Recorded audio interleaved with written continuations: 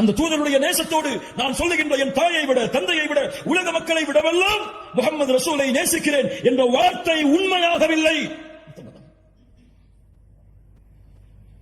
அறிந்திருந்தால் எம்முடைய தாய்மார்களை நேசித்திருப்போம். ஆம், நான் சொல்கிறேன், என் தாய்களை நான் நேசிக்கிறேன். மூமின்களுடைய தாய்கள் அவர்கள், அந்த அல்லாஹ்வுடைய தூதருடைய மனைவிமார்கள் அவர்களை நேசிக்கிறேன். யா அஹி, பெயர் சொல், பெயர் சொல்.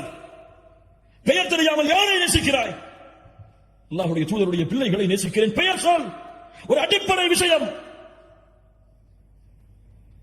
நாளை மறுமையிலே உங்களை விட்டு விரண்டு செல்லக்கூடிய உங்களுடைய பிள்ளைகளுடைய பெயர் தெரியும், உங்களுடைய மனைவிமார்களுடைய பெயர் தெரியும், உங்களுடைய வாரிசுகளுடைய பெயர் தெரியும், உங்களுடைய சந்ததிகளுடைய பெயர் தெரியும், பரம்பரை தெரியும்.